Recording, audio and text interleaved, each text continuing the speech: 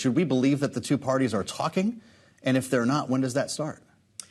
Well, from what I've heard, the two parties aren't really talking except for informally among people who are not leadership folks. It's a very hard thing for Republicans to support, to make a deal with Democrats, and it would be hard for Democrats to vote for a Republican for Speaker. So you'd probably have to see things get worse and then come under more pressure before you'd have any sort of cross-party alliance, given how bad things are here in Washington.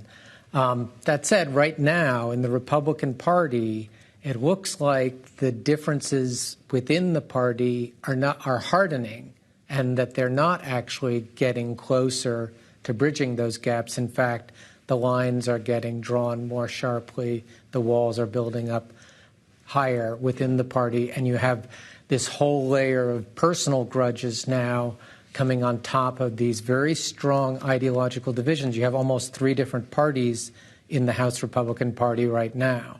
So things are just getting tougher and more complicated. They are. And to Congressman Murphy's point, which was a little bit odd, he was basically saying that Republicans need to go from the conference in the morning when they all have this discussion behind closed doors to then keep a chastity belt on to make sure that they can keep their vote there when they get to the floor.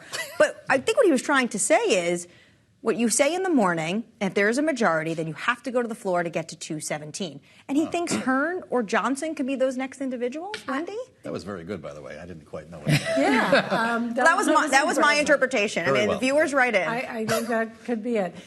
But stepping away from that for a moment, all due respect to the congressman, Mike Johnson is the architect of the plan to disrupt the Electoral College. So you're asking the Republicans who are not the 5 to 8, Freedom Caucus hardliners, people, the New York delegation who are from Biden plus 10 districts. 18 districts voted for Biden. Exactly. You're asking them to vote for the guy who engineered the whole thing that led to January 6th? And what's in it for Democrats at this point to join the fight or to try to solve the fight for the Republicans? There's an old political adage, that when your enemy is drowning, throw him an anchor, or just watch. And I think at this point, the scroll of concessions that Republicans would have to make to Democrats to get them on board right now is impossibly long. So I do not see this getting better anytime soon. What do you make of the Donald Trump evolution over the past 24 hours? Yesterday in New Hampshire, I'm staying out of this. Tom Emmer called me. They're all my friends. Great. I'm going to stay neutral.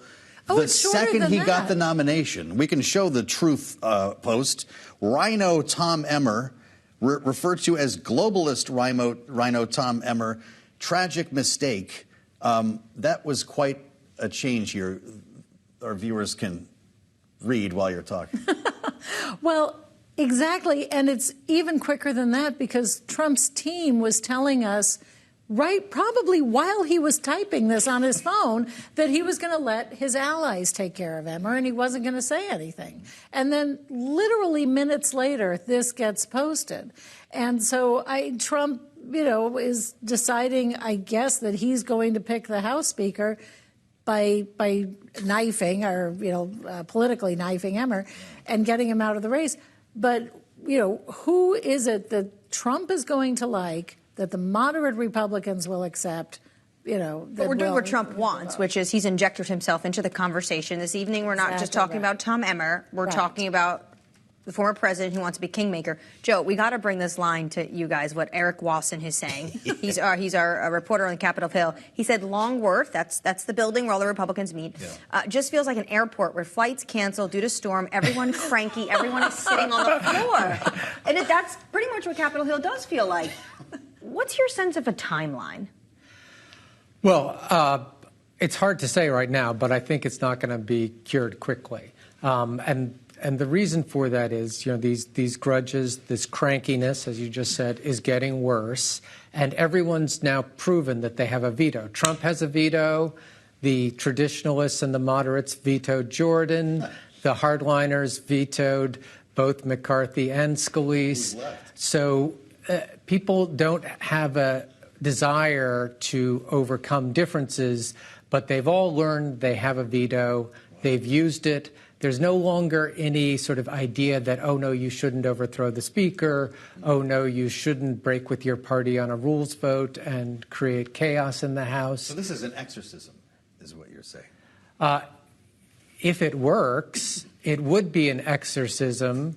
I don't know how long it would take, but you have to exorcise these demons out of the caucus, this veto demon. You're pretending you're senators or something, and then, gradually come to agreement. But right now, the temperature's going up rather than down. And actually, I do think that is one reason why, after most of these, conflagrations, the leaders have gone ahead and sent the members home. It's kind of like, with your kids when they're like, the tempers are going, but you got to send them each to their own room, and then, they can make up.